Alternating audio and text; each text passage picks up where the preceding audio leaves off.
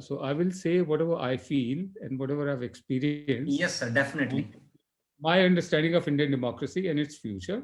Yes sir, So भारतीय लोकतंत्र का स्वरूप, चुनौतियां और भवितव्य। चुनौतियां और भवितव्य। भवितव्य क्या होता है यार, मुझे नहीं मालूम। Sir I mean this is भविष्य मीन्स भवितव्य। भविष्य, हाँ भविष्य, of course. Okay, okay. So I thought that bhavitavya is a proper Hindi word. No, no, I speak Hindustani, colloquial Hindustani. Okay, sir. बातचीत की जुबान. Yeah, yeah. And the last year even we had organized this activity, and you might be knowing Mr. Girish Kuber. I've heard the name, yes. Yeah, who is heading Lok Satta, Marathi newspaper of Express Group. So last year he was with us, sir. And even with him, we had very excellent interaction, lecture as well as question answers. Ji. So I'm sorry to say that I'll be speaking in Hindi because I'm not well versed. Sorry, I'll be speaking in English because I'm not that much well versed in Hindi. No problems, no problems at all. I'm equally comfortable in English. My education has been in English. So. Yeah. Sir, we are beginning now. Okay.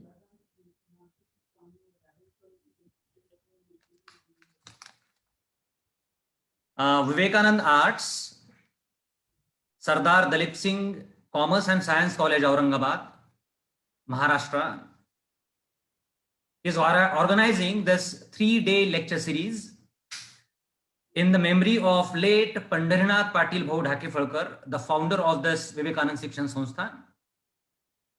And yesterday we had the first lecture of the series by Honorable Sri Rajmohan Gandhi.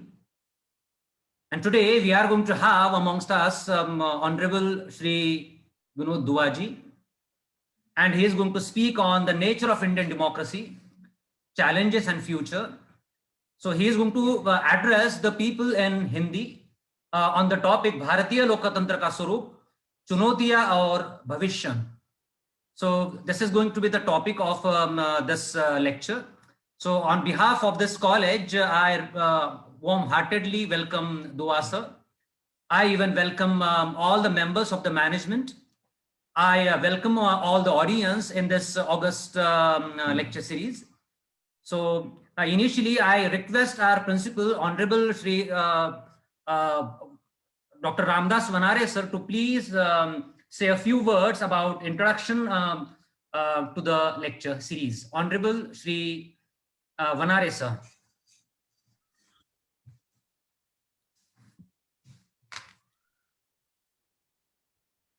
Good evening, sir.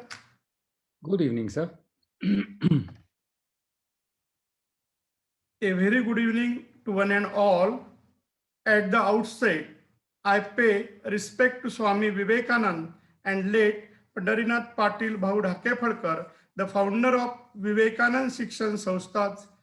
Friends, this is the third season of the Vivekanand lecture series, which began in 2019. In this season, Sri P. Sainath, Sri Atul Devulgavkar, Sri Adik Kadam, Sri Girish Kuber, Sri Ganesh Devi, and Sri Matin Bhosle deliver lectures. This is the second day of the lecture series of this year, which is being organized by our college. Yesterday, Honorable Sri Rajmohan Gandhi graced us with his spellbound scholarship. Today, Honorable Sri Vinod Duaji is among us, and tomorrow Honorable Sri Devendra Sharma will address the audience. Here, I would like to welcome today's speaker, Honorable Sri Vinod Duaji, who is one of the well-known journalists of the country. I am indeed pleased to welcome the patron of our college, the member of the management of Vivekanand Shikshan Sanstha. I humbly welcome the President of the Sanstha, Honorable Sri Akshay Bhau Sisode, Vice President, Honorable Sri Amar Bhau Sisode, Secretary, Honorable Sri Srimant Rao Sisode, Urpa Tatya Sahib, Treasurer of the Sanstha, Honorable Sri Tushar Bhau Sisode, Joint Secretary Honorable Dr. Yashodbhu Patil, Administrative Officer Honorable Prabhakarji More, and most importantly, I welcome the audience joining us series through Facebook Live. Friends, through this series, we wish to reach out to our student and the society to whom we plan to give something inspirational by organizing lectures of those who have been the torch bearers to show the path of excellence and well-being of all. These lectures aims at bringing change in the society, however little it might be. So this is our earnest desire to contribute the social upliftment. Once again, as the principal, I extend my warm welcome to everybody. Thank you very much. Thank you, sir.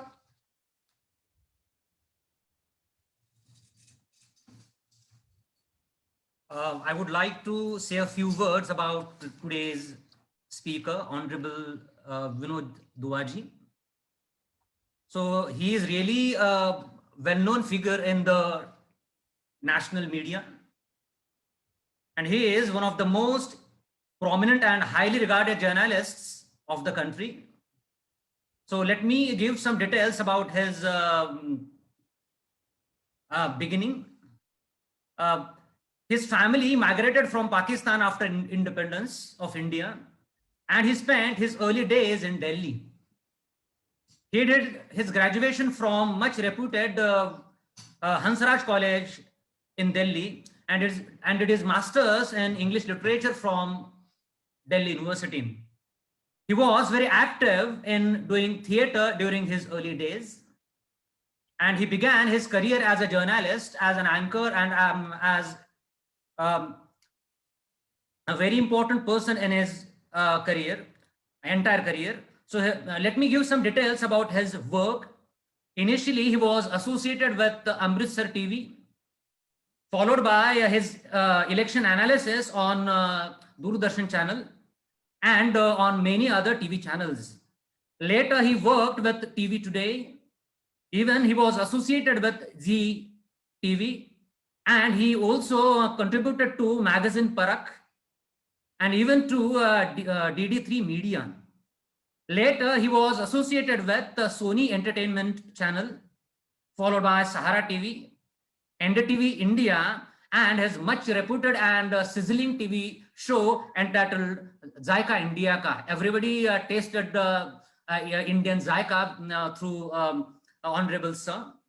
And later, since many years, he has been with The Wire, and his program entitled Jan Gan Man Ki Baat has become very popular in terms of its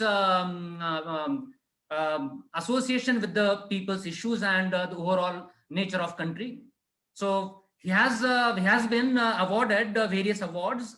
One of the most important awards in journalism is Ramnath Goenka Award. So he has got Ramnath Goenka Award for excellence in journalism. Even he has got Lifetime Achievement Reading Award in journalism. And more importantly, so the government of India has awarded him with Padma Shri in the year 2008.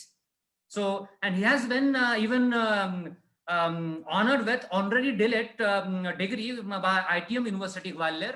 So he is a man of letters, though in the field of journalism, because he believes that journalism is what maintains democracy, and moreover, it reinforces the foundation of democracy. So for the fourth pillar of democracy, such people are important, journalism important, and journalism with a certain foundation, journalism with certain aim and ethics is required in this world of democracy. So with this introduction, I conclude myself, and I request Honorable Vinodji Dua to address the people on the topic, the nature of Indian democracy, challenges and future.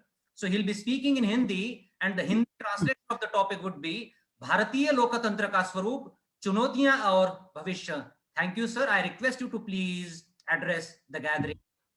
Thank you. जितने भी लोग उपस्थित हैं उन्हें मेरा नमस्कार।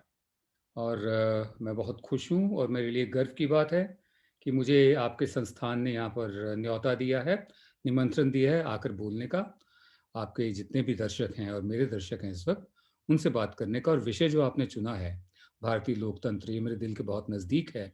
इससे पहले कि मैं अपनी बात कहूँ, मैं श्रद्धांजलि देना चाहूँगा स्वामी विवेकानंद को। और मेरा रिश्ता जो रहा है स्वामी विवेकानंद से, वो ये रहा है कि हम स्कूल में बच्चे थे, या 6ठी या 7वीं क्लास में पढ़ते थे, और तब विवेकानंद मेमोरियल बनना शुरू होना था। और बहैसियत स्टूडेंट्स, हम छोटे छोटे बच्चे हुआ करते थे, हमें डिब्बे दिए गए थे स्कूल से कि हम चंदा इकट्ठा करें मेमोरियल के लिए। तो मुझे याद है मेरा स्कूल दिल्ली यूनिवर्सिटी के नज़दीक ही था, कैंपस के। तो हम किस तरह से यूनिवर्सिटी जाकर बस स्टॉप्स पर जो जो स्टूडेंट्स खड़े होते थे, उनसे हम चंदा लिया करते थे, 5 पैसे, 10 पैसे, चवन्नी। इंसिस्ट करते थे कि विवेकानंद मेमोरियल बनने जा रहा है, कन्याकुमारी आप देखा होगा बहुत लोगों ने, उसके लिए हम चंदा इकट्ठा कर रहे हैं। तो मेरी उनको श्रद्धांजलि। और अब मैं अपने विषय पे आता हूँ, लोकतंत्र, भारतीय लोकतंत्र और उसका भविष्य। मैं कोई स्कॉलर या एकेडमिक या प्रोफेसर नहीं हूँ, इसलिए मैं उस तरह का भाषण नहीं दूंगा।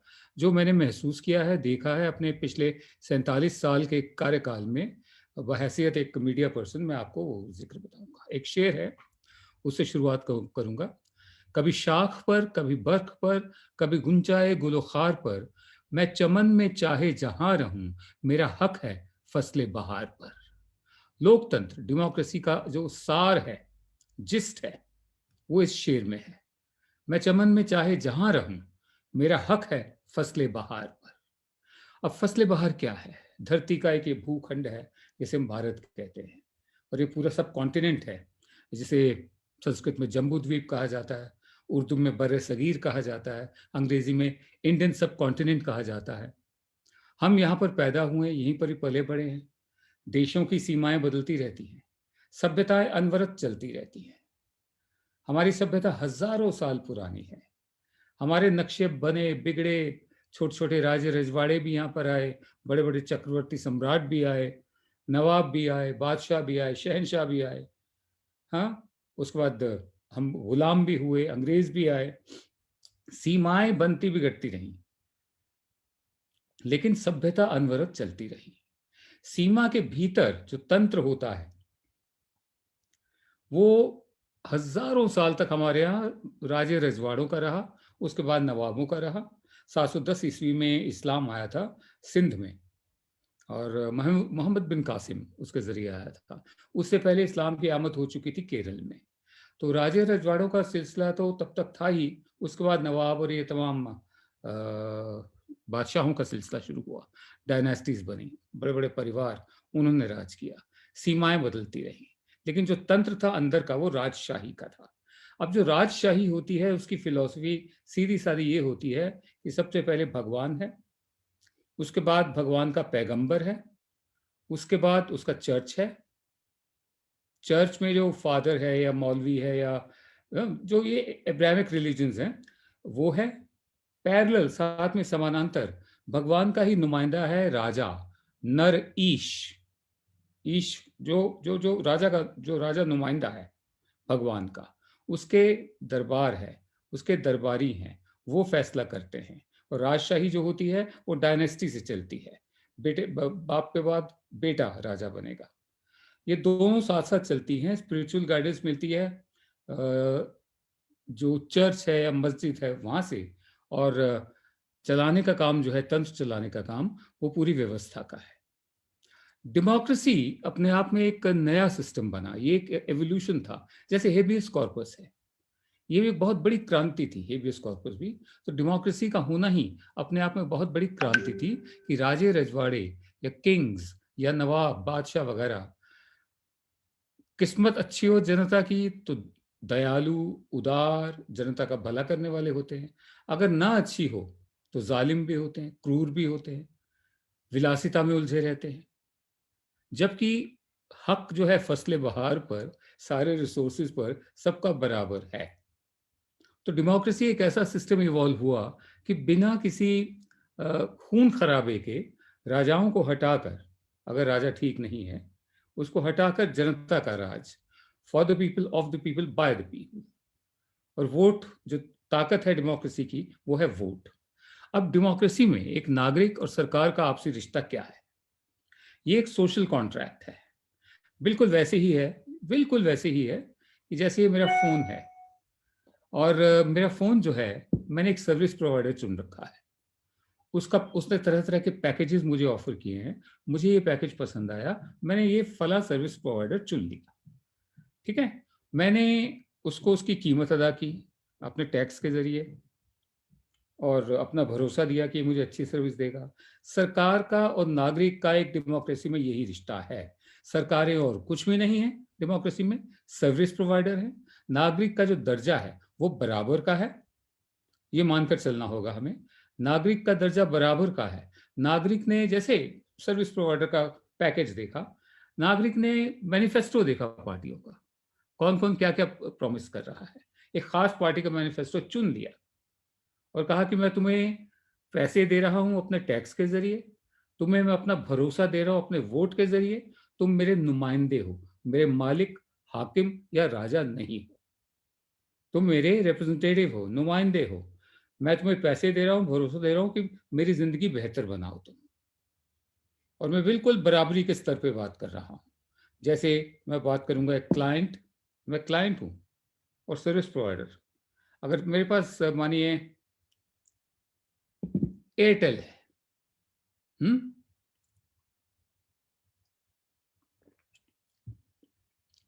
अगर मुझे सर्विस अच्छी मिल रही है एयरटेल से, तो जो उसका प्रमोटर है सुनील भारती मित्तल, इसका मतलब ये नहीं कि मैं उसके पांव छूंगा या उसके गले में हार डालूंगा ना। मैं तुम्हें पैसा दे रहा हूं, भरोसा दे रहा हूं, तुम मुझे सर्विस दे रहे हो। डेमोक्रेसी में नागरिक और सरकार का रिश्ता बिल्कुल यही है, लेकिन उसकी एक जरूरी शर्त है कि जो नागरिक है उसको भी काबिल होना पड़ेगा। काबिल नागरिक बहुत जरूरी है। दरअसल हमारी हिस्ट्री पूरी, हमारा इतिहास पूरा भरा रहा है कि हम प्रजा रहे हैं हजारों साल। और जब आपस में हमेशा से एक बताया गया कि भारतीय राजा हैं तो बड़े बहादुर, हाँ, लेकिन हार जाते थे हमेशा। अब वो क्यों हारते थे? क्यों? क्योंकि युद्ध जातियों के स्तर पर, आधार पर भी लड़ा जाता था, धर्म के आधार पर भी लड़ा जाता था। पृथ्वीराज चौहान, जब उसका युद्ध चल रहा था गौरी से, उसके अपने ही जो नीचे अधीन राजे रजवाड़े थे वो भी मदद को नहीं आए, क्योंकि उसकी विलासिता से वो खुश नहीं थे। हेमू कालानी अकबर के साथ, अकबर की फौज को खदेड़ने वाला हेमू कालानी पानीपत के युद्ध में मारा गया। क्यों? क्योंकि वो जात से वणिक था, बनिया था, बाकी जातियां उसके साथ नहीं है। तो हम प्रजा रहे हैं हजारों साल से, उसके बाद हम गुलाम बने अंग्रेजों के। ठीक है, हमारी आवाज नहीं थी, हम गुलाम थे। सन 47 में हम आजाद हुए, डेमोक्रेसी हमको दे दी गई। अब डेमोक्रेसी के लिए, जैसा मैं कह रहा था, काबिल नागरिक का होना भी जरूरी है, जो अपने वोट की कीमत पहचाने, जो डेमोक्रेसी का मतलब जाने, जिसकी रूह में गुलामी ना भरी हुई हो आत्मा में, कि जहां कहीं किसी नेता को देखा तो खड़े होकर हाथ जोड़ के एकदम झुक जाओ, या जहां पर सत्ता है किसी के हाथ में उसके सामने भी झुक जाओ। नहीं, वो आपका नुमाइंदा है। भारत की डेमोक्रेसी जिस तरह की है, हम हर चीज को अपने हिसाब से ढालते हैं। चाहे वो जिक्र हो रहा था अभी मेरे एक प्रोग्राम का, जायके का, चाहे वो खाना हो, चीन का खाना हो, हम अपने हिसाब से बनाते हैं। डाउन साउथ, तमिलनाडु का डोसा हो, कर्नाटक का डोसा हो, आंध्रा का डोसा हो, उत्तर भारत वाले अपने हिसाब से बनाते हैं। तो डेमोक्रेसी को भी हम अपने हिसाब से ढाल रहे हैं। यहाँ पर सबसे बड़ा एक दुर्गुण जो आया है हमारी डेमोक्रेसी में, वो ये आया कि डेमोक्रेसी के रास्ते से तानाशाही ये भी आ जाती है। क्यों? क्योंकि लोगों की रूहों में अभी भी गुलामी है, मजबूर है लोग, गरीब हैं लोग। तो इसलिए बहुत जरूरी है कि हमारे नागरिक भी काबिल बने। काबिल बनने का एक ही रास्ता है, पढ़ाई। जितना ज्ञान आप ले सकते हैं, अपने हक जो आपके हैं, अपने हक को लेकर आप जितने जागरूक हो सकते हैं, उतनी ही सुचारू रूप से डेमोक्रेसी चलेगी। मैं मौजूदा हालात पर कोई टिप्पणी नहीं करूंगा, क्योंकि इस व्याख्यान माला का विषय वो नहीं है। Nature of our democracy is कि हमारे यहाँ दो किस्म की सोच है। एक तो मेरी जाति, इंडिविजुअल सोच, किसी भी नागरिक की कह लीजिए, इंडिविजुअल सोच। एक है सामूहिक सोच, सामूहिक सोच ने क्या तय करना है किसी को मालूम नहीं होता। अगर तो कोई लहर चल रही हो किसी के पक्ष में, तो हमें पता चल जाता है, तब हम प्रोजेक्ट कर सकते हैं कि भाई चुनाव के नतीजे ये होने जा रहे हैं। लेकिन जहां लहर ना हो, सामूहिक सोच अंदर ही अंदर चल रही हो, जैसे पंजाब में भी चुनाव हुए हैं, पंजाब में जो नगर पालिकाओं के भी चुनाव हुए हैं, वो सामूहिक सोच का नतीजा है। इसमें पंजाब के चुनाव में इंपॉर्टेंट ये नहीं है कि बीजेपी हार गई, इंपॉर्टेंट ये भी नहीं है कि शिरोमणि अकाली दल हार गया या आम आदमी पार्टी हार गई या कांग्रेस जीत गई, ये भी इंपॉर्टेंट नहीं है।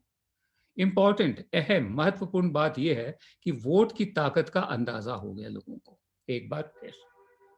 मतलब इस तरह से एकदम साफ कर देना, ये सामूहिक सोच थी जो अंदर ही अंदर चल रही होगी, जो बहुत कम दिमाग पकड़ पाते हैं। दिख रहा था कि लोगों में गुस्सा है, लेकिन ये गुस्से से जो परिवर्तन आया है वो किसी बंदूक की नली से नहीं आया है, किसी हिंसा से नहीं आया है, वो वोट के जरिए आया है। इसलिए वोट जो है, जैसे कहते हैं ना कलम की ताकत तलवार से ज्यादा होती है, तो वोट की ताकत किसी भी बंदूक से ज्यादा है, किसी भी हिंसात्मक आंदोलन से ज्यादा है। इसलिए भारत में डेमोक्रेसी का बने रहना बहुत जरूरी है, और जरूरी इसके इसीलिए जरूरी है कि जो हमारे नागरिक हैं वो भी सक्षम हों, काबिल हों। For a alive democracy, we need capable citizenry also. हमारे जो नागरिक हों वो भी काबिल हो, लेकिन हमारे नागरिक मजबूर हैं। दूसरी तरफ जो सरकारें चुनकर आती हैं वो संवेदनशील हों। हमने देखी हैं संवेदनशील सरकारें पहले, कि अगर धरना प्रदर्शन हो रहा है, लोगों को अच्छा नहीं लगता, ये कानून पसंद नहीं आया, उनको लगता है उनके खिलाफ जा रहा है, कानून वापस भी लिए गए हैं, क्योंकि सरकारें संवेदनशील रही हैं। लेकिन जब सरकारें संवेदनहीन हो जाएं, महीनों महीनों लोग धरने प्रदर्शन पर बैठे हों, सर्दियों में बैठे हों, बरसात में बैठे हों, और सुने ही ना, तब भी हमारा ये कहना है वोट की ताकत इकलौती ताकत है। तो हमारी डेमोक्रेसी की सबसे बड़ी जो ताकत है वो है वोट, और वोट के लिए काबिल नागरिक का होना बहुत जरूरी है।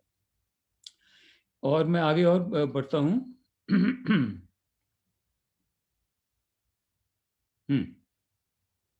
हमारा संविधान एक ऐसी किताब है जो हमें इजाजत देता है कि हम धरना कर सके, प्रदर्शन कर सके, शांतिपूर्ण तरीके से अपनी बात सरकारों तक पहुंचा सके। वैसे तो कायदे से होना ये चाहिए कि एक दफे जब चुनाव हो जाते हैं, लोग चुने जाते हैं, तो अगले 5 साल तक उनके बीच कोई ना कोई पुल होना चाहिए। उनको कायदे से, जैसे अमेरिका में होता है स्टेट ऑफ द यूनियन, एक रिपोर्ट कार्ड होता है जो राष्ट्रपति वहां का देता है। कायदे से जो चुने हुए नुमाइंदे होते हैं उनको रिपोर्ट कार्ड देना चाहिए जनता को हर 1 महीने, 6 महीने, 1 साल बाद, कि भाई देखो मैंने जो वायदा किया था मैंने ये किया है। लेकिन होता क्या है कि वोट लेने तक तो नेता हमारे यहाँ आते रहते हैं, हाथ जोड़ते हैं, उसके बाद जीतने के बाद वो एक दूसरी दुनिया में चले जाते हैं। तो इसमें संबंध टूट जाता है वोटर का और जो चुना हुआ नुमाइंदा है उसका। कोई व्यवस्था ऐसी होनी चाहिए, उसकी जरूरत है आज के दिन, जहां नेताओं को, सरकारों को जवाबदेह, अकाउंटेबल बनाया जा सके।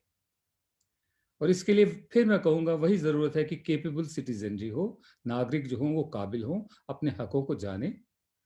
अगर पढ़ाई नहीं कर पाए किसी कारणवश, परिवार गरीब था या माँ बाप के पास साधन नहीं थे, तो अब तो इतनी ज्यादा जानकारी फैली हुई है इस वक्त। पहले सिर्फ लाइब्रेरीज होती थी, अब हर एक के पास, लगभग हर एक के पास एक्सेस है नेट की, जितनी जानकारी हासिल कर सकते हैं, क्योंकि जानकारी ही असली ताकत है। और जानकारी के साथ आप काबिल बनते हैं और वोट का सही इस्तेमाल करते हैं। तो वोट की वैल्यू को जानना बहुत जरूरी है। पीसफुल ट्रांसफर ऑफ पावर, अब मैं उस पर आता हूं। सन 47 से लेकर अब तक जितने भी सत्ता का हस्तांतरण हुआ है, जब जब सरकारें बदली हैं, पहली बार विपक्ष की सरकार आई 1977 में, जनता पार्टी, इमरजेंसी लगी हुई थी, बावजूद इसके सत्ता का हस्तांतरण, ट्रांसफर ऑफ पावर एकदम शांतिपूर्वक रहा, पीसफुल रहा। कोई तख्ता पलट नहीं हुआ, कोई कू नहीं हुआ, कोई खून खराबा नहीं हुआ। बिल्कुल इसी तरह सन 80 में जब जनता पार्टी हारी चुनाव में, सत्ता का हस्तांतरण फिर शांतिपूर्वक रहा। फिर सन 84 में, ठीक है, श्रीमती इंदिरा गांधी की हत्या हुई थी उस वक्त, और माहौल बहुत ही ज़्यादा वॉलेटाइल था। बावजूद उसके सत्ता का जो हस्तांतरण तो खैर कांग्रेस से कांग्रेस में ही हुआ था उस वक्त। फिर उसके बाद जब वीपी सिंह प्रधानमंत्री बने, शराफत से सत्ता का हस्तांतरण, पीसफुल। और जब वीपी सिंह उतरे गद्दी से तो 4 महीने के लिए चंद्रशेखर आए, लेकिन उसके बाद जब आए ये पीवी नरसिम्हा राव बने, नरसिम्हा राव, फिर सत्ता का हस्तांतरण शांतिपूर्वक। नरसिम्हा राव के बाद आए एसटी देवेगौड़ा विपक्ष के, फिर शांतिपूर्वक। तो ऐसा जो ये सिर्फ सभ्य समाज में हो सकता है जहाँ डेमोक्रेटिक नॉर्म्स की इज्जत की जाती हो, उनकी कद्र की जाती हो। लेकिन अगर डेमोक्रेसी की कद्र ना की जाए, उसको एक ऐसा सिर्फ रास्ता बना दिया जाए, फॉर्मूला बना दिया जाए एक तरह से तानाशाही का, तो फिर शक होता है कि वोट की ताकत कब तक हमारे पास रह पाएगी और सत्ता का हस्तांतरण कभी होगा या नहीं होगा, अगर होगा तो कैसे होगा। ये तमाम सवाल ऐसे हैं जिन पर हमें चिंता करनी चाहिए। मैं भविष्य की तरफ जा रहा हूँ, भारतीय लोकतंत्र का जो भविष्य है उसकी तरफ जा रहा हूँ। हम देख रहे हैं और हमने देखा भी है पहले कि यहाँ हिंसात्मक आंदोलन कभी भी कामयाब नहीं हुए हैं भारत में। चाहे वो जंग आज़ादी में हमारे, जिनका नाम हम बहुत ही श्रद्धा से लेते हैं, सरदार भगत सिंह हों, राम प्रसाद बिस्मिल हों, अशफाक उल्लाह खान हों, सुखदेव हों, राजगुरु हों, उधर प्रीतिलता वाडेदार हों, बाघा जतिन हों बंगाल में, जो सशस्त्र आंदोलन होते हैं वो कामयाब नहीं हुए। वो कामयाब नहीं हुए, गांधी जी का आंदोलन कामयाब हुआ क्योंकि वो शांतिपूर्वक था। बिल्कुल इसी तरह आप आ जाइए उसके बाद पंजाब में, याद होगा लोगों को, अभी कुछ साल पहले की बात है, जो एक दौर चला था, उग्रवाद का दौर चला था, वो हथियार बंद था, वो भी कामयाब नहीं हुआ। नेक्स्ट लाइट मूवमेंट हमारे यहाँ चलती आ रही सन 68 से, जब चारू मजुमदार और जंगल संथाल और कानू सान्याल, इन 3 लोगों ने शुरुआत की थी। और जंगल संथाल ने पहला तीर मारा था एक दरोगा को, मतलब एक पुराना प्रतीक भी जिंदा हो जाए, और annihilation of the caste enemy, class enemy, beg pardon, annihilation of the class enemy, जो वर्ग शत्रु है, हाँ, उसका वध कर दो ना। वो भी कामयाब नहीं हुआ, अभी तक चल रहा है लेकिन कामयाब नहीं हुआ। तो हमारे यहाँ जितने भी आंदोलन कामयाब हुए हैं वो शांतिपूर्वक ही हुए हैं, और वो इसलिए भी हुए हैं कि सरकारें संवेदनशील रही हैं। तो इसलिए शांतिपूर्वक आंदोलन के अलावा और कोई रास्ता नहीं है अगर डेमोक्रेसी में कोई चीज, कोई बात पसंद नहीं आती तो। और जैसे मैंने पहले कहा, सरकारों का संवेदनशील होना, सेंसिटिव होना बहुत जरूरी है। भविष्य जो है, जो अब आने वाली क्या कहे, अब तो आ चुकी है एक पीढ़ी ऐसी आ चुकी है जिसने इमरजेंसी देखी ही नहीं, सन 75 के बाद जो लोग पैदा हुए। और आज जो 18 साल के हैं जिनके पास वोटिंग का अधिकार है, उनको मालूम ही नहीं कि पीछे हमने क्या क्या छोड़ा है, चाहे वो राम मंदिर हो, चाहे वो और भी मसले हों। तो उनको जानना बहुत ज़रूरी है कि हमारा इतिहास क्या रहा है। इतिहास अपने आप में एक बैक व्यू मिरर की तरह होता है। जैसे हम कार चलाते हैं तो एक बैक व्यू मिरर होता है, हम सिर्फ उसको देखते हैं रेफरेंस के लिए, हवाले के लिए कि हमने पीछे क्या छोड़ा, बाकी चलाते हम आगे देख कर हैं। तो हमें जो अपनी बुद्धि है, हमें जो अपने लोकतंत्र का भविष्य है, उसकी जो राह तय करनी है वो आने वाले सालों को देख कर करनी है, गुजरे हुए वक्त को देखकर नहीं कि जब भारत सोने की चिड़िया होता था। मैं नहीं जानता होता था या नहीं होता था, दूध दही की नदियां बहती थी, मैं नहीं जानता दूध दही की नदियां बहती थी या नहीं। मैं इतना जानता हूं कि आपस में लड़ते मरते रहे हैं राजे रजवाड़े, एक दूसरे की मदद भी नहीं करी। इसलिए बाहर से जो आए लोग, हमलावर, लूट कर चले गए, वो तभी संभव हुआ क्योंकि हम एक देश थे ही नहीं। हम अलग अलग राजे रजवाड़े, रियासतें बटे हुए थे हम लोग। हमारे यहाँ पर सिर्फ जो लोग बसने आए थे और यहाँ के होकर रह गए, वो, उनकी इतनी पीढ़ियां आप देख लीजिए, जो भी आए यहाँ पर वो लूटने नहीं आए थे, वो यहाँ बसने आए थे। उन्होंने लूट कर यहाँ का पैसा अपने जहाँ से वो आए थे वहां नहीं भेजा उन्होंने, जैसे अंग्रेजों ने किया, या जैसे और जो इन्वेडर्स आए थे, नादिर शाह आया था और आए थे, जो लोग यहाँ आकर बस गए, वो लोग यहाँ पर उन्होंने दिया भी बहुत कुछ है। तो भारत की तस्वीर जो हमें दिखती है, हमें तो ये दिखता है कि भारतीयता एक छाता है। भारतीयता के छाते तले हम अपनी अलग अलग पहचान लेकर रह सकते हैं। ये बात मैं बहुत दफे बोल चुका हूँ, काफी मंचों से कह चुका हूँ कि भारतीयता के छाते तले ही संभव है कि हम मल्टीपल आइडेंटिटीज, अलग अलग पहचान लेकर जिए, चाहे वो धर्म की पहचान हो, चाहे वो जाति की पहचान हो, चाहे वो जिस राज्य से हम हैं उसकी पहचान हो। मैं एक समय पर भारतीयता के छाते तले एक आजाद नागरिक की हैसियत से, जिसके पास वोट का अधिकार है, मैं अपनी धार्मिक पहचान भी ले सकता हूँ कि मैं हिंदू हूँ। मैं अपनी शहर की पहचान भी ले सकता हूँ कि मैं दिल्ली वाला हूँ। मैं जहाँ से हूँ वहाँ की पहचान भी ले सकता हूँ कि हम Khyber Pakhtunkhwa, north west frontier province, हम वहाँ के हैं, सराइकी हैं, हम पंजाबी नहीं हैं, वो पहचान भी लेकर यहाँ रह सकता हूँ। मैं क्षत्रिय हूँ, ये पहचान भी लेकर रह सकता हूँ। ये तमाम आइडेंटिटीज तभी संभव हैं जब हम भारतीयता का छाता मंजूर करें। जिस दिन हमने भारतीयता का छाता छोड़कर किसी धर्म विशेष का छाता लिया, उस दिन फिर डिसइंटीग्रेशन शुरू होता है, फिर बंटवारा शुरू हो जाता है अंदर ही अंदर। तो भारतीयता का छाता बहुत जरूरी है। डेमोक्रेसी तभी पनप सकती है जब हम सबसे पहले भारतीय हों, काबिल नागरिक हों, अपने वोट की ताकत को समझें, अपने फर्ज को पहचानें, हमारे जो हक हैं उनको जानें और ये मानकर चलें कि यहाँ डेमोक्रेसी का रास्ता ही चलेगा और शांतिपूर्वक आंदोलन, अगर कोई नाराजगी है, अगर विरोध प्रदर्शन करना है तो वही चलेगा। हमारी डेमोक्रेसी इस तरह की है भारत की, और इसका भविष्य जो है वो अंधविश्वास के रास्ते पर चलकर नहीं हो सकता, बेहतर नहीं हो सकता। ज्ञान के रास्ते पर चलकर, विज्ञान के रास्ते पर चलकर, शिक्षा के रास्ते पर चलकर, अंधविश्वास से नहीं होगा। मतलब आप समय में वापस नहीं जा सकते हैं, आपको आगे ही जाना है। तो ये हमारा मानना है कि डेमोक्रेसी है। बाकी अगर आप डेमोक्रेसी की वो डेफिनेशंस वगैरह चाहें तो बहुत पुरानी हैं, और कुछ लोग कहते हैं कि डेमोक्रेसी और रिपब्लिक में क्या फ़र्क है। तो डेमोक्रेसी अपने आप में एक विचारधारा है, रिपब्लिक अपने आप में एक तंत्र है, सिस्टम है। और जो डेमोक्रेसी होती है उस विचारधारा को रिपब्लिक चलाता है, लोग चलाते हैं, लोग अपने नुमाइंदे चुनते हैं। या तो डायरेक्ट डेमोक्रेसी हो या इनडायरेक्ट हो। इनडायरेक्ट में हम नुमाइंदे चुनते हैं, फिर वो आगे अपना नेता चुनते हैं हाउस का, जो हमारे यहाँ सिस्टम चलता है। डायरेक्ट में होता है कि हम सीधा ही नेता चुनते, तो प्रेसिडेंशियल फॉर्म ऑफ डेमोक्रेसी भी हो जाती है, जैसे अमेरिका में हम देखते हैं।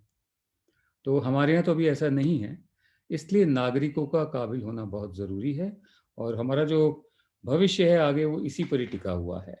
बाकी तो सब आपको मिल जाएगा कि इसका इतिहास क्या है डेमोक्रेसी का। हमारा इतिहास जो, हमारी डेमोक्रेसी का इतिहास जो है वो सन 47 से है। इससे पहले हमें आदत नहीं थी। अभी हमें, मुझे लगता है कि एक आध पीढ़ी और चाहिए हमें, और तालीम चाहिए समझने के लिए कि डेमोक्रेसी का मतलब क्या है।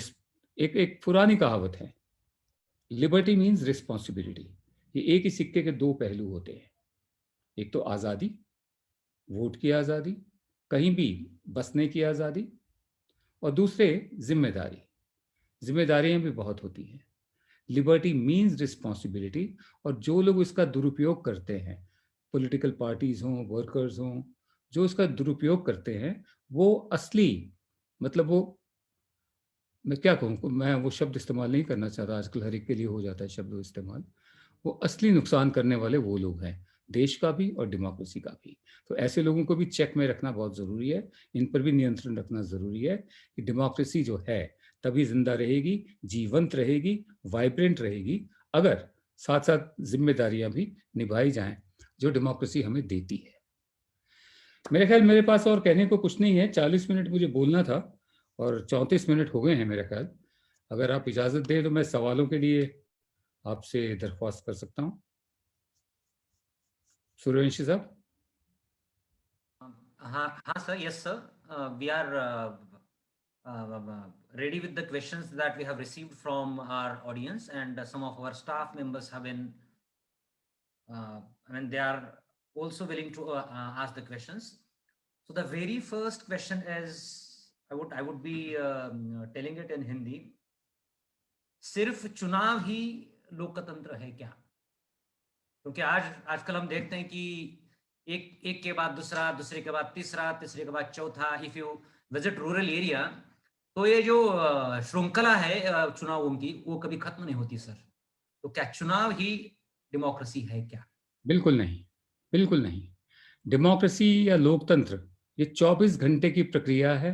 हर घंटे में 60 मिनट होते हैं, हर मिनट की प्रक्रिया है। आप एक एक क्षण अपने जीवन का अपने अधिकारों के साथ और इज्जत के साथ, डिग्निटी के साथ जिए। लोकतंत्र वो होता है। चुनाव तो 5 साल में आते हैं, चुनाव लोकतंत्र नहीं है। सिर्फ चुनाव ही लोकतंत्र नहीं है। 24 घंटे आप अपना जो सेल्फ रिस्पेक्ट है उसके साथ आप जी पाएं एक ऐसी जिंदगी जो नेमत है, जो गिफ्ट है, तोहफा है कुदरत का, और सब कुछ दिया है कुदरत ने हमें। उसमें अपना हिस्सा लेकर अपनी जिम्मेदारी पूरी करके 24 घंटे आप एक इज्जत की जिंदगी जी पाएं, उसके लिए लड़ना पड़ रहा है हमें। तो लोकतंत्र चुनाव सिर्फ जो है लोकतंत्र सिर्फ चुनाव नहीं है। लोकतंत्र 24 घंटे की जद्दोजहद भी है, अपनी आज़ादी को बचाए रखने की एक जंग भी है, और अपने हक हासिल करने की प्रक्रिया भी है, और इज्जत से सिर ऊंचा करके अपने देश में एक आज़ाद नागरिक की तरह जीने का हक है। मेरे हिसाब से जो लोकतंत्र है वो सिर्फ चुनाव नहीं है, ये सब है। 24 घंटे 24/7 प्रोसेस।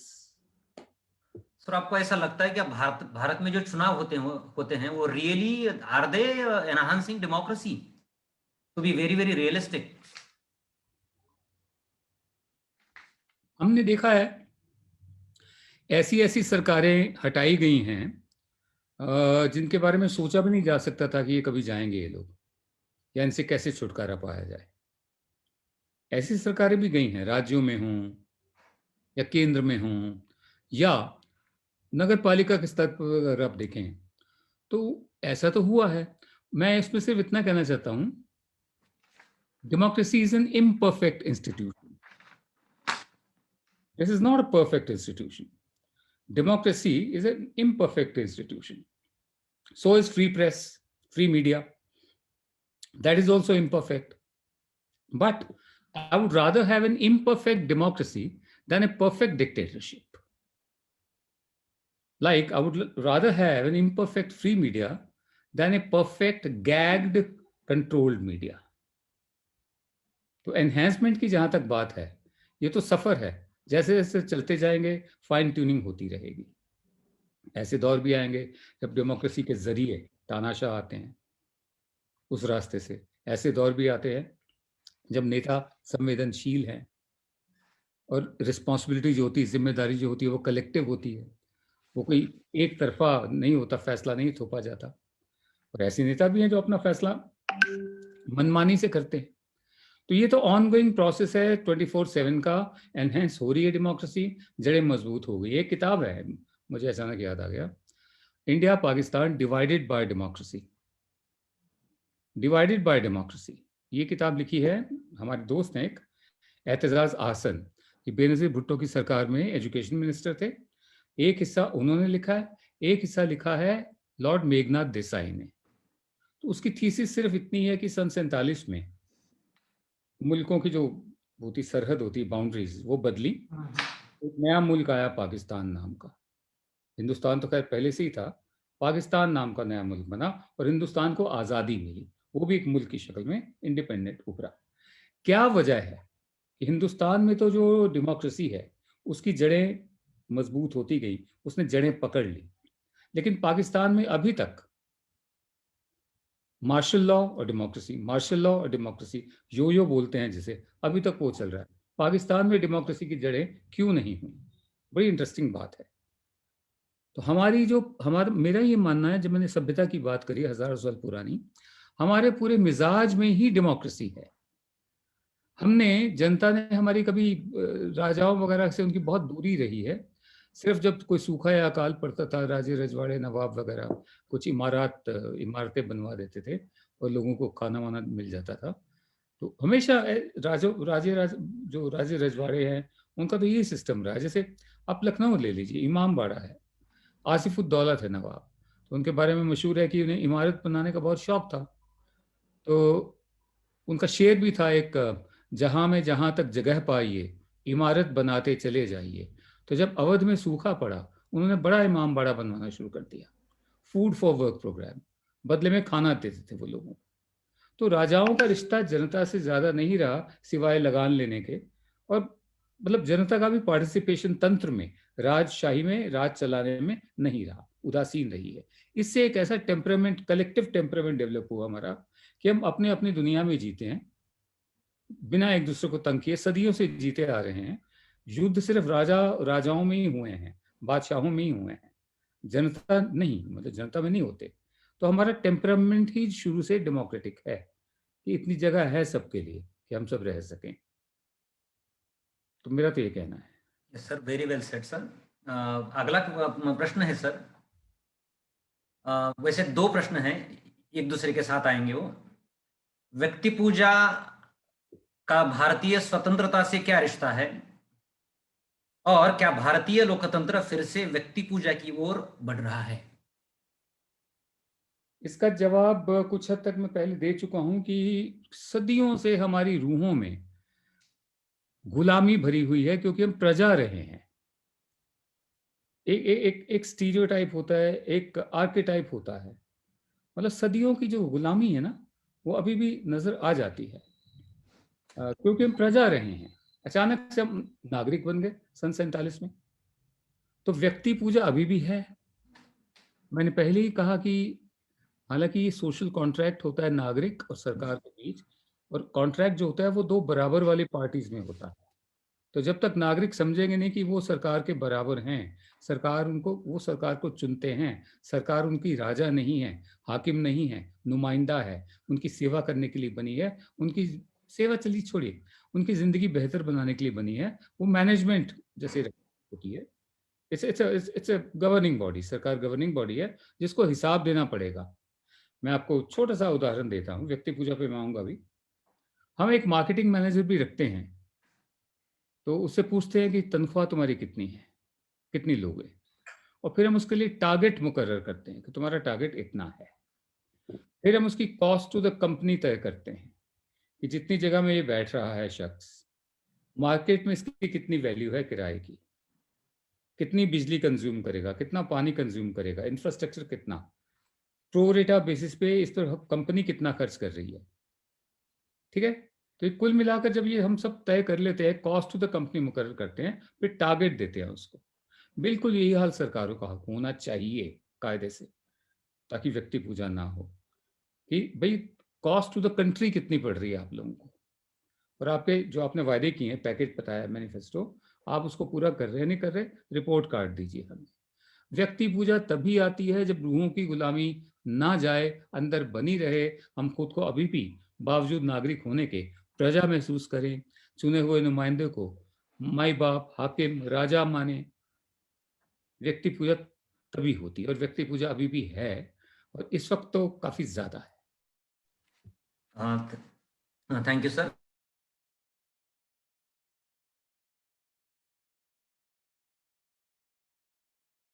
नो सर, आवाज आ रही है? जी। हाँ सर, आप संवेदनशीलता के बारे में आप बात कर रहे थे सर। सरकार ही असंवेदनशील हो तब उसका लोकतंत्र के ऊपर क्या असर पड़ सकता है सर?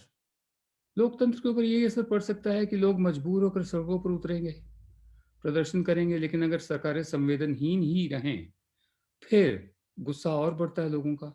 इसलिए मैंने शुरू में ही कहा, जहां जहां परिवर्तन के लिए हथियार उठाया गया है, भारत में कामयाब नहीं हुआ है, और ना ही होने की संभावना है उसकी, और ना ही हम चाहेंगे कभी ऐसा हो। इसलिए सरकारों को संवेदनशील होना जरूरी है, और वोट की ताकत पे जनता को भरोसा रखना जरूरी है। लेकिन वोट की ताकत ऐसी ना हो कि सिर्फ 5 साल बाद ही आप अपने चुने हुए नुमाइंदे से मिल पाए।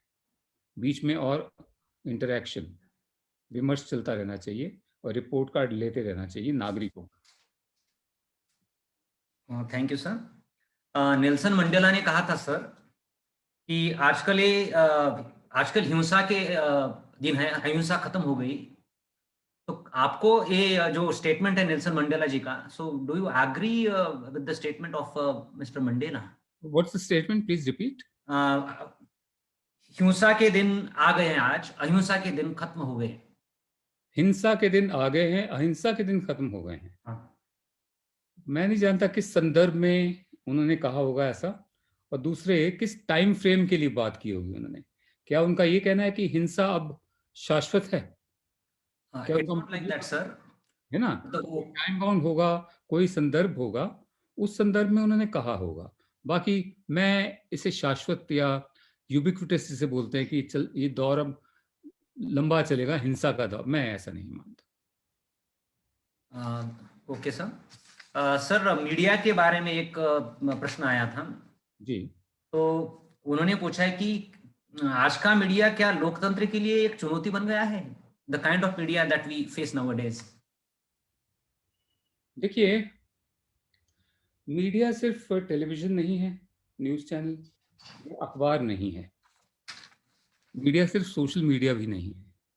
मीडिया, अगर उसकी परिभाषा में जाएं हम, तो अफवाह भी है, र्यूमर भी है, वर्ड ऑफ माउथ भी है। मीडिया बहुत तरीके से चलता है। आपको याद होगा या बहुत से लोगों को याद होगा जो मेरे जैसे सीनियर सिटीजन्स हैं, सन 95 में अचानक पूरे देश में गणेश जी की मूर्तियों ने दूध पीना शुरू कर दिया था। तब कोई मोबाइल फ़ोन नहीं हुआ करते थे उस वक्त, तब कोई सोशल मीडिया नहीं था, तब कोई व्हाट्सएप ग्रुप्स नहीं थे, तब कोई इस तरह की चैटिंग या जूम सेशंस नहीं थे कि आप कहाँ बैठे हैं, मैं दिल्ली में बैठा हूँ, सुनने वाले कहाँ कहाँ बैठे हैं। बिना किसी इन तमाम सुविधाओं के पल की पल में पूरे देश में खबर फैल गई थी कि गणेश जी दूध पी रहे हैं।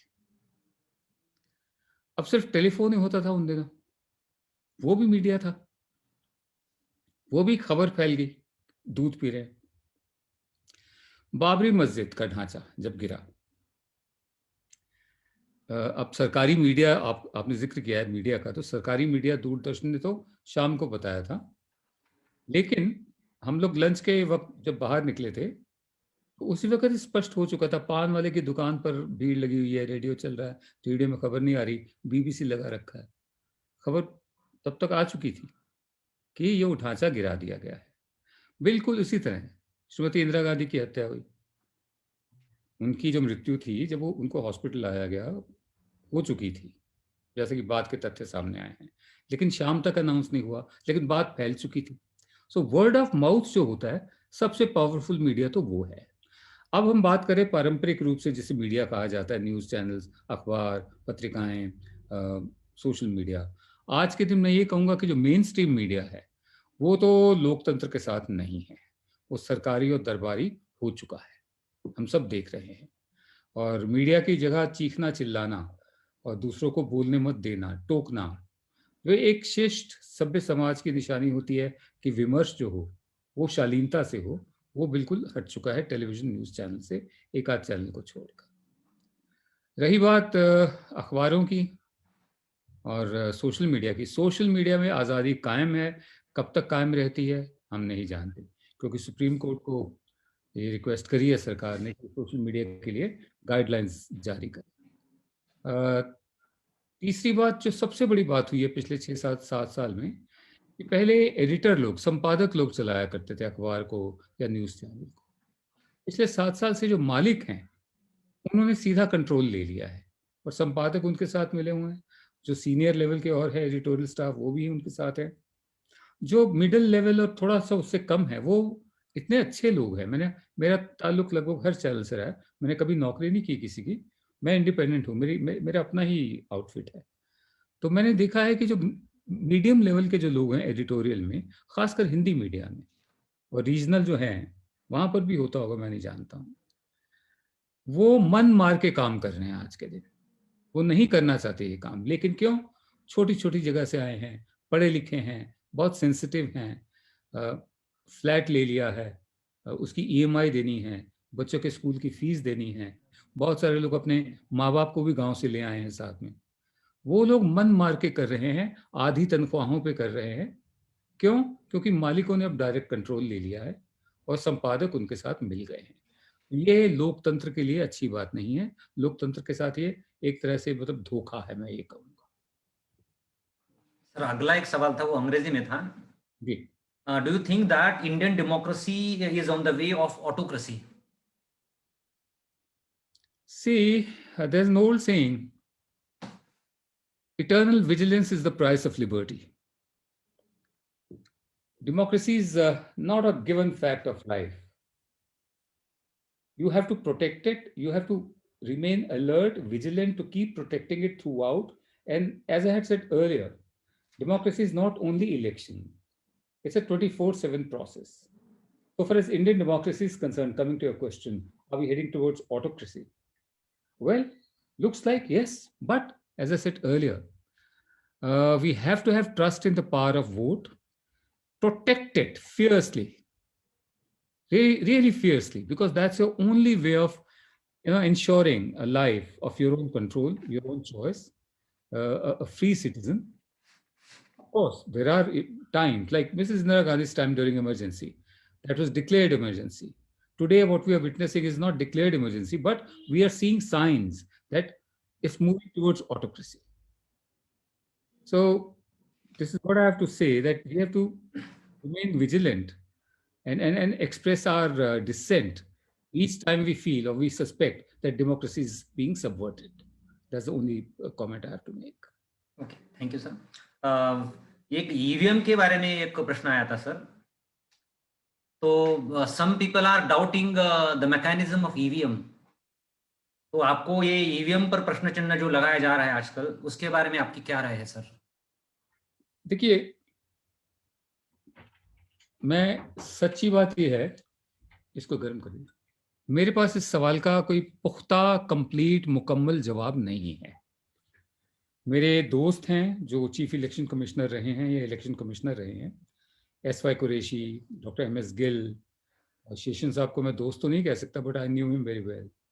बिल्कुल इस तरह अशोक लवासा जो इलेक्शन कमिश्नर थे, वो और मैं MA में इकट्ठे पढ़ते थे. उन सब का तो ये कहना है, और ये these are people of integrity.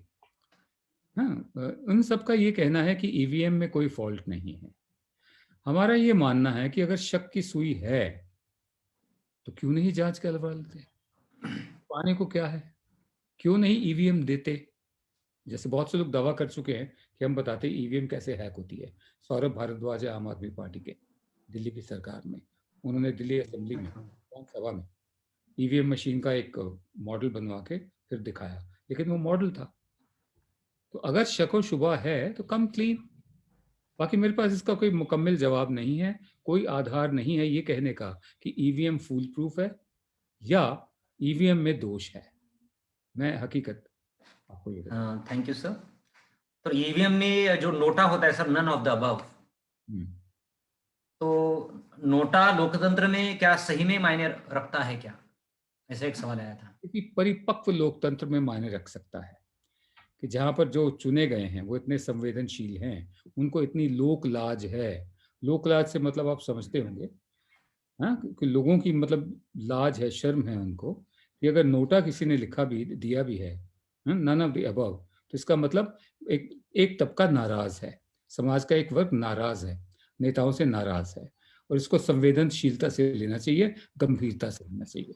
जहाँ गंभीरता नहीं है, संवेदनशीलता नहीं है, वहाँ नोटा वोट ना देने के बराबर है, अपना वोट जाया करने के बराबर है, मैं ये मानता हूँ. सर आपने रिस्पॉन्सिबिलिटीज के बारे में आप अपनी बात की थी सर जी, उसके बारे में एक प्रश्न आया था जी. तो सिविक सेंस और लोकतंत्र का क्या नाता होता है, और सिविक सेंस लोक में बढ़ाने के लिए हमने क्या करना चाहिए? देखिए, मेरा इतना मानना है कि एक लफ्ज है इकबाल, हुजूर का इकबाल बुलंद रहे, अमूमन कहा जाता है. इकबाल के मानी होते हैं कि जिसकी इंटेग्रिटी हो, जिसकी बात में दम हो, जिस पर भरोसा किया जा सके, विश्वसनीयता हो जिसकी. तो सरकारें डंडे से नहीं चलती, इकबाल से चलती हैं. और जो नियम, जो सिविक सेंस की आप बात कर रहे हैं, अगर उसको डंडे से एनफोर्स करना पड़े तो फिर वही बात आ जाती है कि इसका मतलब हमारे नागरिक जो हैं वो काबिल नहीं है, they are not capable citizens. अब सिविक सेंस कैसे उनमें डाली जाए?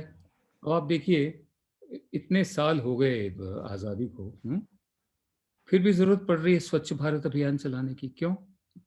अब जो ओरिजिन है अस्वच्छता का या गंदगी का, वो तो नागरिक है ना. शुरुआत तो वहां से होगी. म्युनिसिपल कर्मचारी बाद में आएंगे, सफाई कर्मचारी जितने भी हैं वो उसके बाद आते हैं साफ करने के लिए.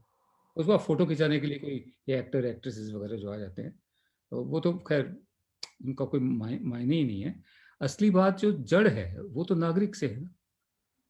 तो सिविक सेंस तो वही है कि अगर तालीम मिलेगी लोगों को, उनको बताया जाएगा, तो वो खुद नहीं करेंगे, आप नहीं ऐसा करेंगे। मैं आपको एक छोटा सा उदाहरण देता हूँ।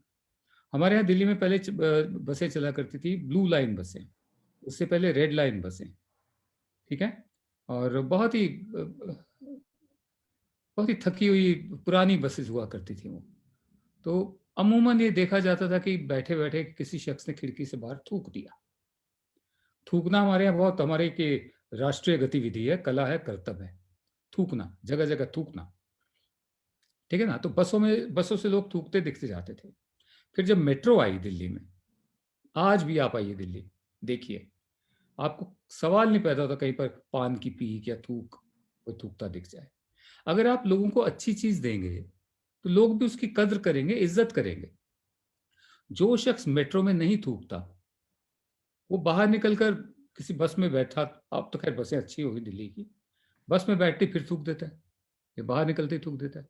जब आप माहौल ही ऐसा बनाएंगे तो कुछ लोग ऐसे थूकेंगे, जगह जगह थूकेंगे, पान मसाला, गुटखा, ये सब करेंगे। और अगर आप उनको अच्छी चीज देंगे, उसकी इज्जत भी करेंगे। लेकिन बुनियाद जो है, प्राइमरी रिस्पॉन्सिबिलिटी वो नागरिक की है कि वो गंदगी ना फैलाए। लेकिन मैं आपको एक और बात बताऊं, आशा की किरण जो होती है, इंडिया फॉल्स इन लाइन। अभी कुछ साल पहले तक हेलमेट नहीं पहनते थे लोग, अब आपको बिना हेलमेट के बहुत मुश्किल से दिखेंगे लोग। कुछ साल पहले तक गाड़ी की बेल्ट नहीं लगाते थे लोग, आपको याद होगा। अब आपको बिना बेल्ट के बहुत ही इक्का दुक्का कोई मिल जाए तो वो दिखेगा। बिल्कुल ठीक है, पहले सफ़ेद नंबर प्लेट पे काले रंग से लिखा जाता था, तो वो मेरे ख्याल टैक्सी होती थी, पीले रंग से भी लिखा जाता, और काले पर सफ़ेद से लिखा जाता था तो वो प्राइवेट गाड़ी होती थी, ऐसी था। तो नंबर भी, अगर रंग भी बदल दिए, लोगों ने मान लिया है। अगर ढंग से लोगों को बताया जाए, समझाया जाए, थोपे जाने के बजाय, तो लोग मान भी जाते हैं। रही बात ये थूकने की और गंदगी मचाने की, सिविक सेंस की, तो ये परिवार से ही शुरू होगा। अगर परिवार में बताया जाएगा हाइजीन क्या होती है, नहाना क्यों चाहिए, ब्रश क्यों करना चाहिए, अगर परिवार से ही शुरू होगा तभी ये संस्कारों में आएगा, मेरा ये मानना। सर एक सवाल आया था, लोकशाही और डर, लोकतंत्र और डर। There is a poem by Tagore entitled where the mind is without fear. तो आपको ऐसा लगता है कि हमारा मन ऐसा मन है क्या जो हम यानी डरावना जैसा कोई फीलिंग नहीं होती हमको, क्योंकि ऐसा हमारे डेमोक्रेसी में ऐसा एटमॉस्फेयर है क्या कि हमको डर कभी नहीं लगता? नहीं, मैं एक बात बताना चाहता हूँ कि जो हमारी पुलिस है, आप देखें जहाँ जहाँ पर भी मतलब उपनिवेशवाद था, कॉलोनियलिज्म था, उनका इतिहास अगर आप देखें, अंग्रेज़ों का ही था ज़्यादातर। तो फ्रेंच भी था, पोर्चुगीज भी था, लेकिन ज़्यादा तो अंग्रेज़ों का ही था। तो जहाँ जहाँ अंग्रेज ने छोड़ा, वो मुल्क आज़ाद हुए, वहाँ वहाँ अपनी इमेज में, वहाँ मतलब जो जो वहाँ के लोग थे उनके मुताबिक वहाँ की पुलिस बना कर गया वो।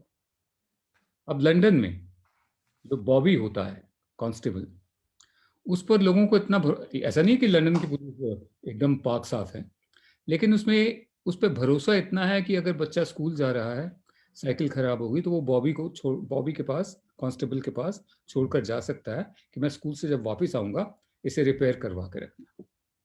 हमारे यहाँ हमारे किस्म की पुलिस बनाई गई है, दमन, डंडा। ऑस्ट्रेलिया की पुलिस ऑस्ट्रेलिया के लोगों के हिसाब से बनाई गई है। तो ये हम पर भी कमेंट है, हमारी पुलिस जो है, हम मतलब क्यों खौफ का इस्तेमाल किया जाता है हम पर, क्योंकि हम सुधरते भी नहीं हैं, हम सुधरते भी नहीं हैं। दूसरे, खौफ होना ही नहीं चाहिए, जैसे गुरुदेव रविन्द्रनाथ टैगोर की कविता है, खौफ नहीं होना चाहिए। बात वहीं पर आ जाती है, capable citizenry and sensitive governments. ये लंबा रास्ता है, फाइन ट्यूनिंग होती रहती है साथ साथ। और एक सवाल था सर, आजकल जो किसानों का आंदोलन चल रहा है, तो आंदोलन सरकार का नाता, आंदोलनकर्ता और सरकार का नाता कैसा चल रहा है, और ये आंदोलन की तरफ आप कौन से नजर से देखते हैं सर? मैं इस नज़र से देखता हूँ कि भारत आज़ाद है, अंग्रेज़ों की सरकार नहीं है, हम गुलाम नहीं हैं। अगर नागरिकों को आंदोलन के रास्ते पर उतरना पड़ा है तो बहुत पहले ही सरकार को इनकी बात सुन लेनी चाहिए थी, जब सिर्फ पंजाब में चल रहा था, दिल्ली की सीमाओं तक नहीं आया था। सिर्फ पंजाब में चल रहा था, रेलवे ट्रैक्स रोके होते, तब परवाह नहीं करी सरकार ने कि चल रहा है चलने दो, थक के लौट जाएंगे। जब दिल्ली की सीमाओं तक आ गया आंदोलन, फिर कहते हैं हम बातचीत करेंगे। बातचीत उन लोगों से करेंगे जिनसे की ही नहीं गई बिल बनाने से पहले, हम उनसे बातचीत करेंगे। ये टाइम गेनिंग टैक्टिक था। हमें लगता है कि सरकार ने इस मामले को ढंग से ट्रीट नहीं किया, टैकल नहीं किया है, और फिर वही कॉलेज के स्तर की जो लो लेवल पॉलिटिक्स होती है कि मतलब ये तो खालिस्तानी है, ये तो आतंकवादी हैं, अब जाट अलग हैं, गुज्जर अलग हैं, ये सिर्फ पंजाब और हरियाणा का है। तो अब इस तरह की जो तरीके होते हैं, ये स्टूडेंट्स यूनियन की पॉलिटिक्स होती है। मतलब एक डेमोन्स्ट्रेशन जा रहा है, पीसफुल है, 5 लोग उसमें भर दिए, जिन्होंने पत्थर मार दिए, तो पूरा डेमोन्स्ट्रेशन हिंसात्मक करार दे दिया गया। तो बजाय इसके स्टेट्समैनशिप अगर आप दिखाएं कि भाई बहुत बड़ा तबका नाराज है, किसानों के जो कुछ शंकाएं हैं, सवाल हैं, शक हैं, वो वाजिब हो सकते हैं, तो पहले ही सलाह कर लेनी चाहिए थी। ना किसी सिलेक्ट कमेटी को भेजा गया, ना किसी पार्लियामेंट्री कमेटी को भेजा गया बिल, ना चर्चा हुई इन पर, राज्यसभा में वॉइस वोट से पास करवा दिया। ये तो गले में ठूंसने वाली बात है, थोपने वाली बात है। और जब पानी सर से ऊपर जा रहा है, हाथ से निकल रहा है, तब बातचीत करेंगे। मुझे नहीं लगता कि सरकार ने ये जो कृषि बिल वाला जो है, ये कृषि बिल भी नहीं है, कृषि व्यापार बिल है दरअसल, इसको ठीक तरह से हैंडल नहीं किया है। अगला सवाल था सर, आपकी राय में भारतीय लोकतंत्र के सामने सबसे बड़ी चुनौती क्या है? लोकतंत्र का जिंदा रहना या जिंदा रह पाना। मैं बड़ी जिम्मेदारी के साथ सोच समझ के बोल रहा हूँ। सबसे बड़ी चुनौती ये है कि लोकतंत्र जिंदा ही रह पाए। मैं बार बार क्यों कह रहा हूँ कि वोट आपका सबसे बड़ा अधिकार है, इसकी हिफाजत fiercely, you have to fiercely protect it. हमारे यहाँ 3 तरह की ताकतें बताई गई हैं। एक पैसे की ताकत, दूसरे तालीम शिक्षा की ताकत, तीसरे वोट की ताकत। जो पैसे वाला है, दौलतमंद है, उसके पास अगर शिक्षा ना भी हो, उसको फर्क नहीं पड़ता, उसका जिंदगी निकल जाती है, वो वोट देने वो नहीं जाता पैसे वाला। मैंने एक दफ़े देखा था, एक बहुत बड़े बिल्डर हैं दिल्ली के, बहुत बड़े बिल्डर हैं, उनके सिनेमा हॉल में आग वगैरह भी लगी थी, एक अंसल। तो हम वोट देने के लिए लाइन में खड़े हुए थे, 91 आई थिंक ये कौन सा चुनाव था मुझे याद नहीं आ रहा, खैर 90s का था। तो हम वोट देने के लिए हम लाइन में खड़े हुए थे, वो अपनी गाड़ी में आए, नीचे उतरे, जब लाइन देखी तो पहले तो आपने किसी मैनेजर को भेजा कि अगर मुमकिन हो कुछ जुगाड़ हो जाए तो मैं सबसे आगे चला जाऊं। जब वो नहीं हुआ तो गाड़ी में बैठ के वापस चले गए। तो जो पैसे वाला है वोट वो नहीं देता है। जिसके पास तालीम है, जैसे हम जैसे लोग हैं, हम अपनी तालीम से अपने पैसे का इंतजाम कर लेते हैं, अच्छी नौकरी या अच्छा काम। वोट हम भी नहीं देते हैं, पर मैं तो देता हूँ, आप भी देते हो। मैं एक वर्ग की बात कर रहा हूँ जो पढ़ा लिखा वर्ग है, वो बोलता बहुत है लेकिन वोट वो भी नहीं देता है।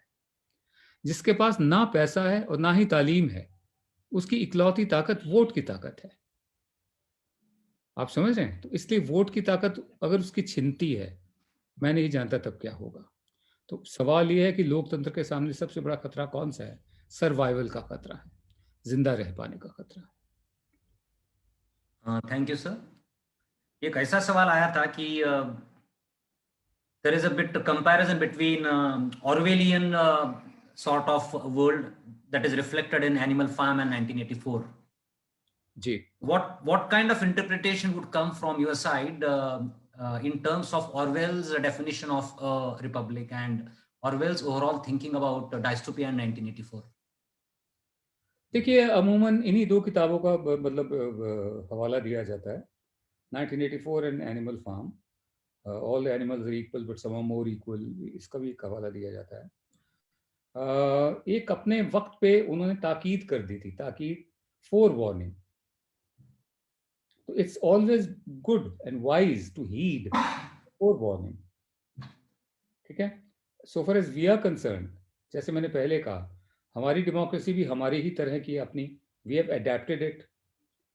तो हमारे यहाँ की जो ऑरवेलियन स्टेट की जो आप बात कर रहे हैं, वो ज़रूरी नहीं कि आज के दिन ही सिर्फ रेलिवेंट हो।